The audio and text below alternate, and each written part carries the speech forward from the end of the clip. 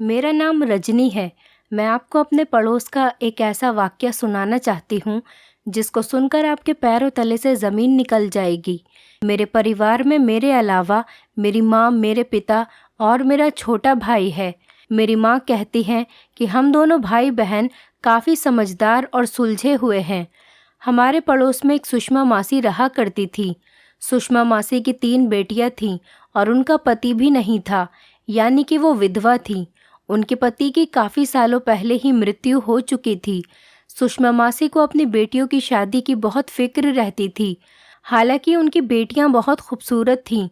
वो हर दिन बस अपनी बेटियों की फिक्र में ही लगी रहती थीं। सुषमा मासी का हमारे घर पर काफ़ी आना जाना था। एक दिन रात को हम सब लोग टीवी देख रहे थे कि अचानक से सुषमा मासी के घर से चीखों की आवाज़ें आने लगीं। उनके घर से आती हुई चीखों की आवाज़ सुनकर हम लोग भी बाहर की तरफ आ गए। सुषमा मासी के घर के आगे काफ़ी सारी भीड़ इकट्ठा थी। न जाने उनके घर में ऐसा क्या हो गया था। आसपास के लोग भी उनके घर से शोर की आवाज़ सुनकर वहाँ पर इकट्ठे हो गए थे। लोगों से पता चला कि सुषमा मासी के घर में कोई लड़का घुस आया है। उस लड़के को देखकर तो हमें अपनी आंखों पर यकीन नहीं आ रहा था। यकीन आता भी तो कैसे, आखिर वो लड़का कोई और नहीं, हमारे मोहल्ले के ही स्कूल का एक टीचर था। वो लड़का काफ़ी होनहार टीचर था। उसकी उम्र 28 साल थी, लेकिन वो लड़का काफ़ी शरीफ था। काफ़ी सालों से वो हमारे मोहल्ले के स्कूल में बच्चों को पढ़ाता था। उसने तो आज तक किसी से बदतमीज़ी से बात भी नहीं की थी, मगर आज पहली बार सुषमा मासी के घर में उसकी बेइज्जती होते हुए हमने देखा था। सब लोग उसको स्कूल का टीचर होने पर अफसोस कर रहे थे। लोग कह रहे थे कि रात के इस समय खाली अकेली औरतों के घर में आना ये कोई अच्छी बात नहीं है, और कोई कहता कि उसने बहुत घटिया हरकत की है। सभी लोग इकट्ठा हो गए और उस टीचर को बुरा भला कहने लगे।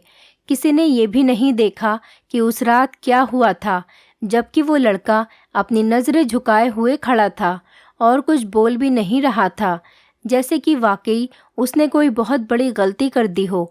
वो तो अपने वजूद पर भी शर्मिंदा सा लग रहा था। मुझे उस लड़के पर बहुत तरस आ रहा था। मैंने गौर से देखा तो उनकी आंखों में आंसू नज़र आ रहे थे, लेकिन भीड़ की वजह से उन्होंने वो आंसू अपनी आंखों से बाहर नहीं आने दिए।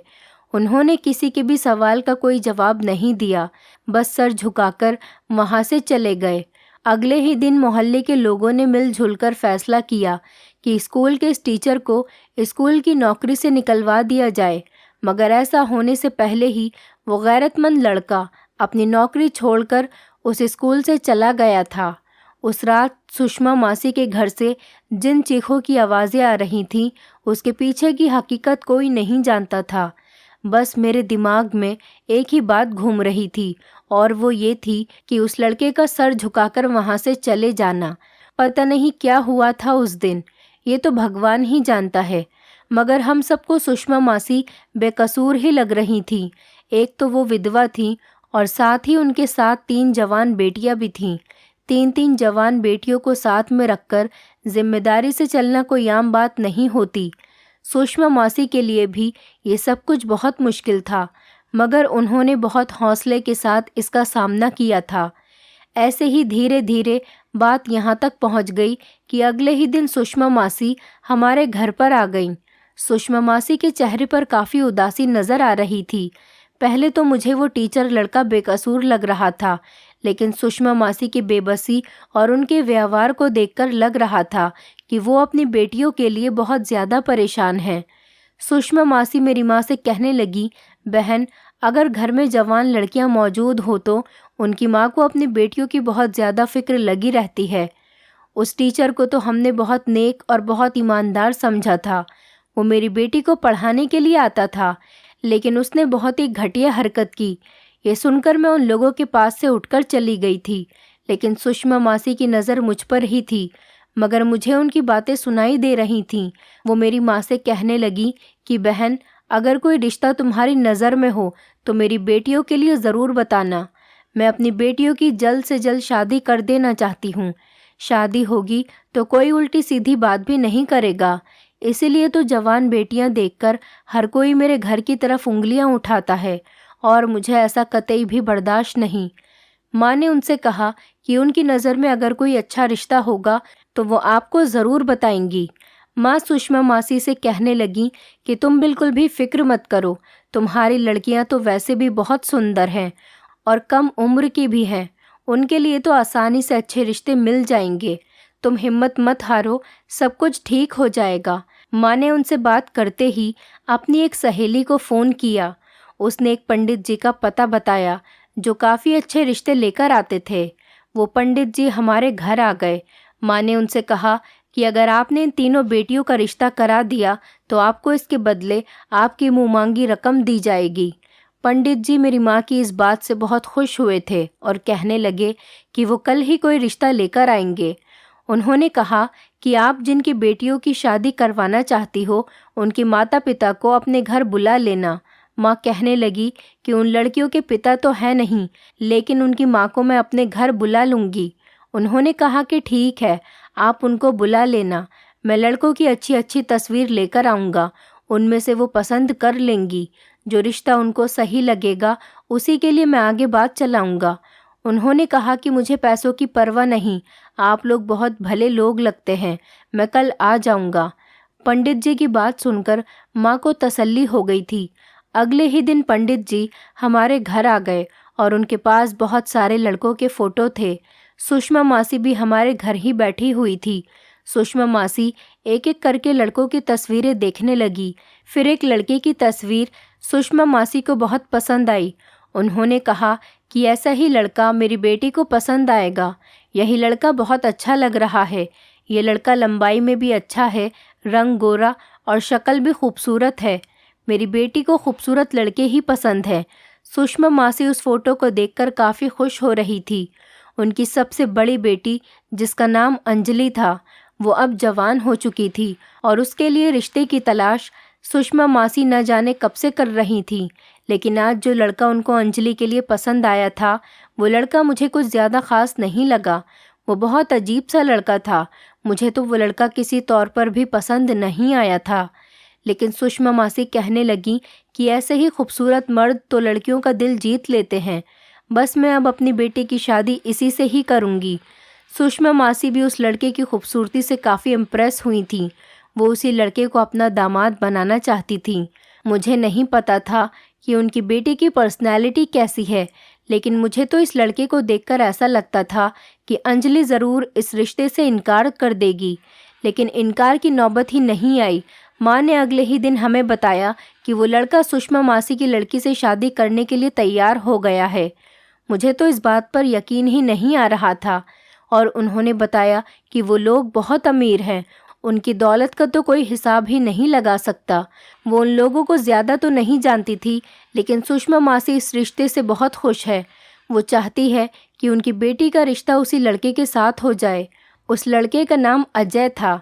लड़का देखने का भी बहुत अच्छा है और बहुत दौलतमंद भी है। इन बातों से सब लोग राज़ी थे। सुषमा मासी ने भी ईश्वर का धन्यवाद किया और कहने लगी कि ज़्यादा न सही एक रिश्ते का तो बंदोबस्त हो ही गया। सुषमा मासी इसी उम्मीद में थी कि उनकी एक बेटी का रिश्ता हो जाएगा तो फिर बाकियों के लिए भी खुद ब खुद रिश्ते आने लगेंगे। मगर उन्हें क्या पता था कि आने वाला समय उनके लिए कितना ख़तरनाक साबित होगा और मोहल्ले भर में उनकी बेइज्जती और रुसवाई अलग होगी। इस बुढ़ापे में उनकी इज्जत नीलाम होने वाली है। किसी ने नहीं सोचा था कि सुषमा मासी तो कभी इस बात को भी अपने दिमाग में नहीं लाई होंगी जो अब उनके साथ होने वाला था। सुषमा मासी इस रिश्ते से बहुत खुश और सहमत थीं। 3 दिन के बाद लड़के वाले सुषमा मासी के घर आकर बात पक्की करके चले गए और उनकी बेटी अंजलि को रस्म के तौर पर सोने की अंगूठी भी पहना गए थे। सोने की अंगूठी देखकर सुषमा मासी काफ़ी हैरान थीं। वो अंगूठी काफ़ी महंगी लग रही थी। हालांकि अंजलि बहुत खुश थी। सुषमा मासी के घर में खुशियां ही खुशियां थीं। उनकी बेटियां भी बहुत खुश थीं, जबकि उनकी बड़ी बेटी शर्माई शर्माई सी फिरती थी। पंडित जी ने शादी का मुहूर्त अगले हफ्ते का निकाला था। वैसे भी सुषमा मासी चाहती थी कि उनकी बेटी की शादी इसी महीने में हो जाए। सब लोग उनकी इस बात से हैरान थे कि आखिर उन्हें शादी की इतनी जल्दी क्यों है। सुषमा मासी का कहना था कि उनके घर में गैर लोगों की निगाह पड़ने लगी है। वो उनको तंग करने लगे हैं, इसलिए वो अपनी बेटी की शादी जल्द से जल्द करके अपने दामाद को अपना सहारा बनाना चाहती हैं। उसके बाद फिर सुषमा मासी ने एक अजीब चौंकाने वाली बात बताई। उनका कहना था कि शादी के बाद उनका दामाद घर जमाई बनकर रहेगा। इस बात ने हम सबको चौंका दिया था। सुषमा मासी भी बहुत सहमत होकर बात कर रही थीं, लेकिन उनका चेहरा कुछ और ही कह रहा था। कहने लगी कि शादी के बाद वो लड़का हमारे साथ हमारे ही घर में रहेगा। मैंने झट से पूछा, सुषमा मासी, आपको इस बात पर कोई एतराज़ तो नहीं? लोग तो घर जमाई को बगैरत और बहुत बुरा समझते हैं और उसे निकम्मा होने का खिताब खुद ब खुद मिल जाता है। ऐसा लग रहा था जैसे सुषमा मासी को मेरी बात का बुरा लगा है। वो गुस्से से मेरी तरफ देखते हुए कहने लगी, ऐसी बात नहीं है, मुझे अपने होने वाले दामाद पर पूरा यकीन है। वो हमारे साथ रहेगा तो हमें भी सहारा मिलेगा। मैं इस बात पर हैरान थी तो वो फिर घर जमाई बनने पर कैसे राज़ी हो गया। अमीर लोग तो मरकर भी अपना घर नहीं छोड़ना चाहते।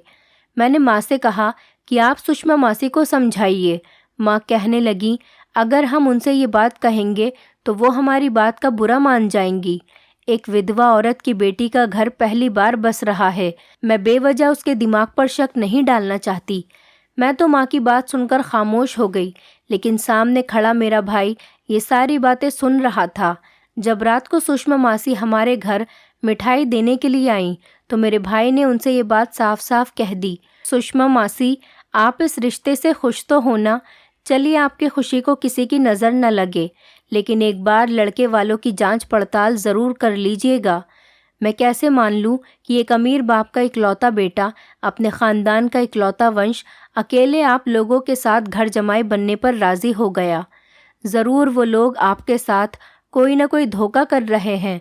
सुषमा मासी को मेरे भाई की इस बात पर बहुत बुरा लगा और वो इस बात पर भड़क उठी।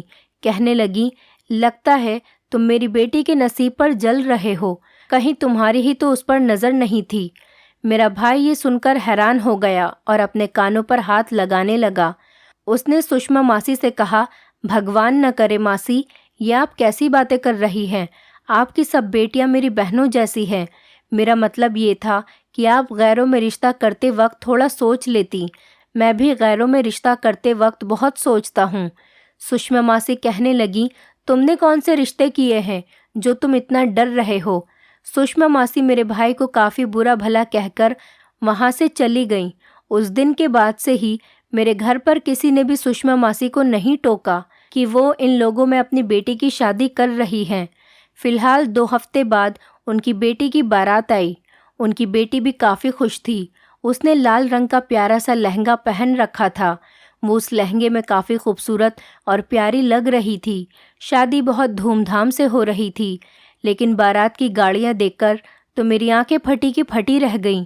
मेरी हैरत की वजह वो महंगी गाड़ियाँ या फिर वहाँ पर मौजूद अमीर लोग नहीं थे, बल्कि एक हकीकत ऐसी थी जिस पर सभी लोगों की निगाह गई थी और सब लोग इस बारे में बात भी कर रहे थे।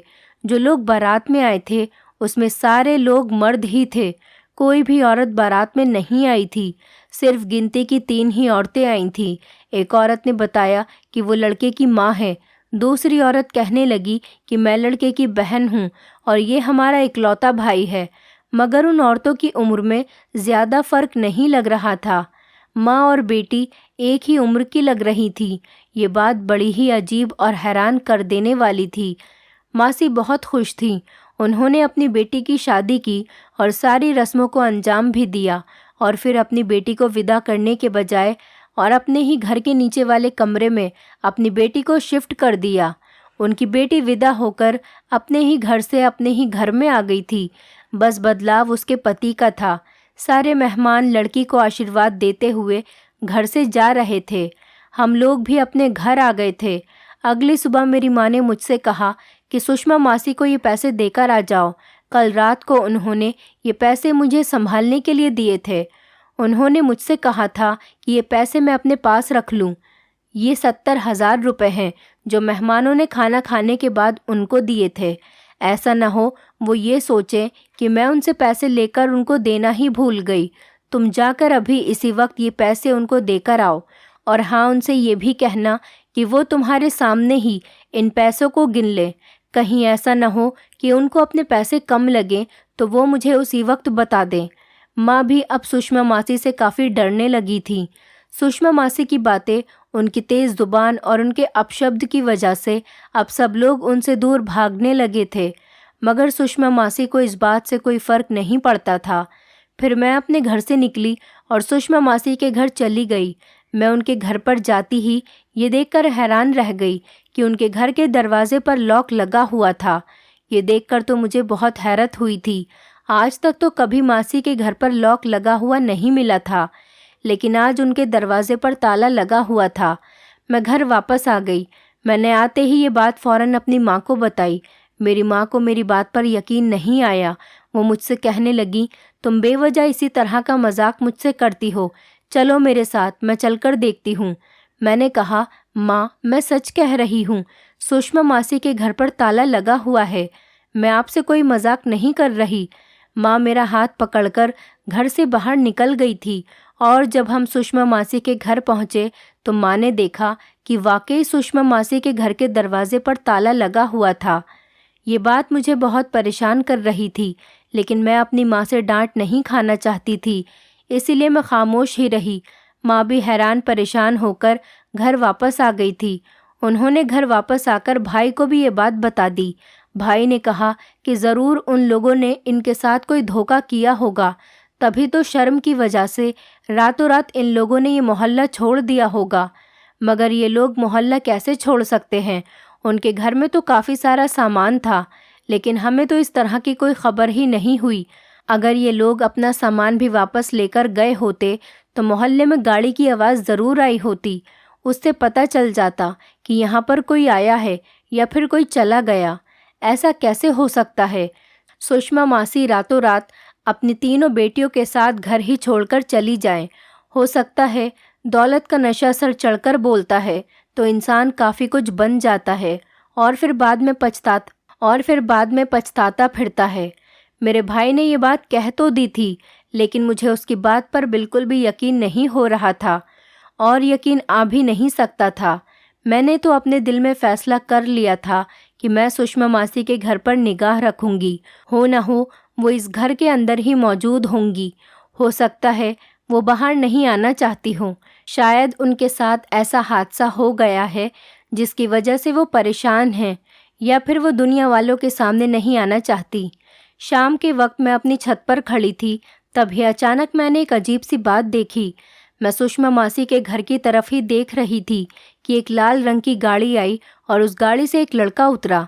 मैंने उसकी शक्ल को ध्यान से देखने की कोशिश की, मगर मैं उसे देख नहीं पाई थी और ना ही उसको पहचान पाई थी, क्योंकि इतनी दूर से उसका चेहरा नज़र नहीं आ रहा था। फिर उस लड़के ने अपनी जेब से एक चाबी निकाली और ताला खोलकर अंदर चला गया।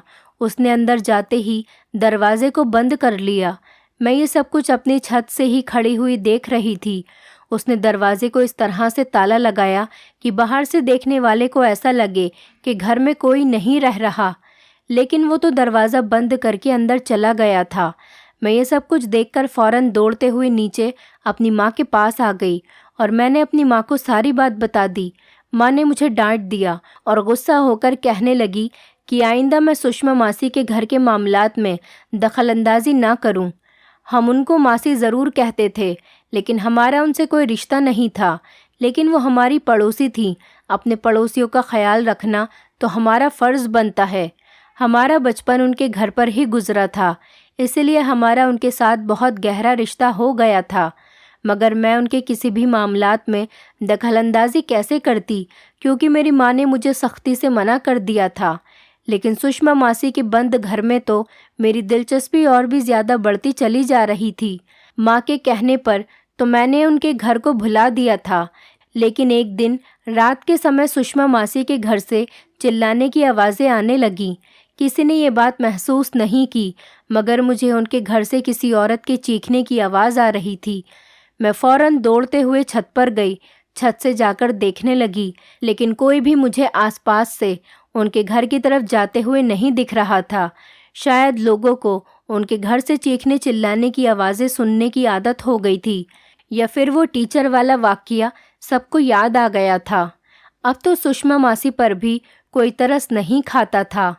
वैसे भी उनके घर के बाहर तो ताला लगा हुआ था। सभी लोग यही समझते थे कि वो इस घर में नहीं हैं, इसलिए कोई सोच भी नहीं सकता था कि सुषमा मासी अपनी बेटियों के साथ उस घर में मौजूद हैं। किसी ने भी उन चीखों की तरफ ध्यान नहीं दिया। मैं भी थोड़ी देर बाद छत पर टहलकर नीचे आ गई। मेरे पास भी कोई चारा नहीं था। आखिर मैं भी क्या कर सकती थी? अकेली तो मैं कुछ भी नहीं कर सकती थी, जबकि मेरी माँ और मेरा भाई इस बात से बिल्कुल खिलाफ थे कि मैं उनके घर की बातों पर ज़्यादा ध्यान न दूँ, ये ज़्यादा वहाँ दिलचस्पी लूँ।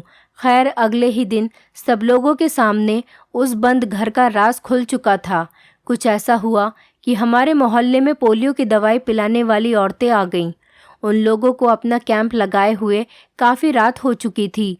वो औरत सुषमा मासी के घर के आगे तब गई जब वो लड़का अपनी लाल रंग की गाड़ी लेकर आया था।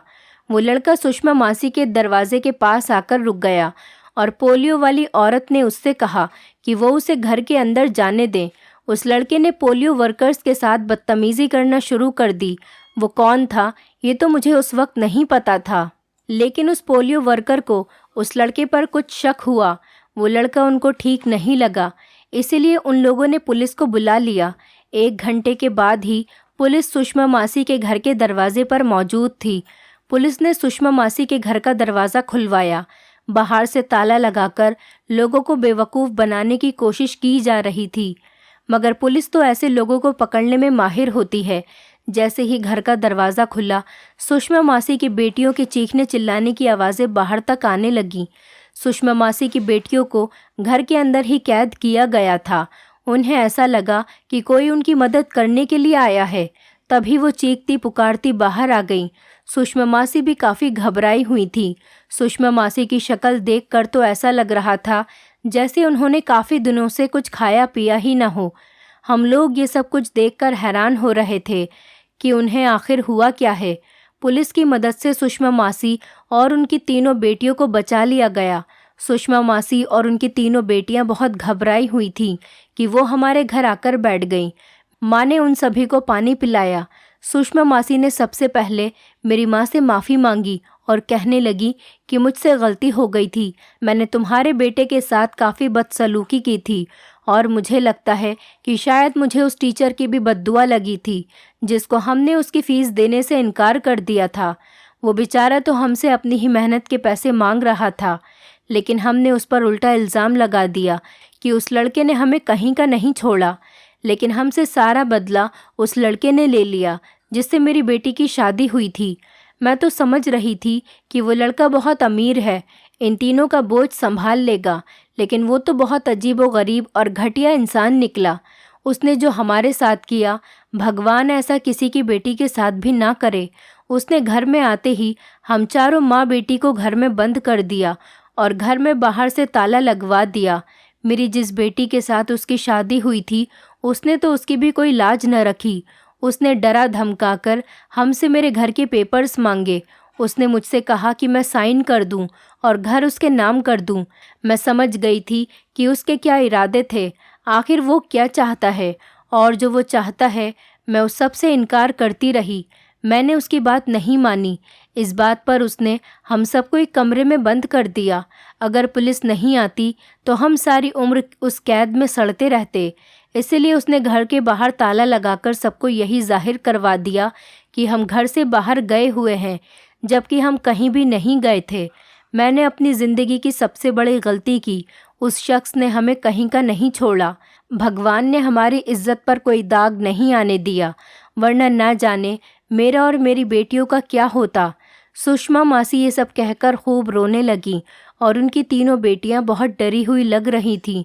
कुछ देर के बाद पुलिस हमारे घर आई। पुलिस ने उन सब के साथ जो हुआ था उसके बारे में पूछताछ की। उनकी तीनों बेटियां इतनी डरी हुई थीं कि उनके मुंह से एक शब्द भी नहीं निकला, लेकिन सुषमा मासी ने पुलिस को सब कुछ साफ साफ सच सच बता दिया। उस लड़के को पुलिस अरेस्ट करके अपने साथ ले गई। वो लड़का पहले भी और बहुत सारी लड़कियों के साथ शादी करके उनके घर वालों को टॉर्चर कर चुका है। हम सबको सुषमा मासी पर बहुत तरस आ रहा था, लेकिन अब हम क्या कर सकते थे। उनके साथ तो वही हुआ जो उनके भाग्य में लिखा हुआ था। कहते हैं ना कि अपनी बेटी की शादी देखभाल कर करनी चाहिए। सुषमा मासी ने काफ़ी जल्दबाजी की थी। जल्दबाजी में किए हुए फैसले हमेशा गलत साबित होते हैं। उस लड़के को तो सज़ा मिल चुकी थी, लेकिन सुषमा मासी के दिल में जो उसने डर बिठाया था, शायद वो इतनी जल्दी उनके दिल से नहीं जाता। दोस्तों, उम्मीद करती हूँ आपको हमारी कहानी पसंद आई होगी। कहानी पसंद आई है तो वीडियो को लाइक करें, चैनल पर नए हैं तो चैनल को सब्सक्राइब करें और हाँ, नोटिफिकेशन बेल को ज़रूर दबाएं ताकि अगली अपडेट सबसे पहले आपको मिले।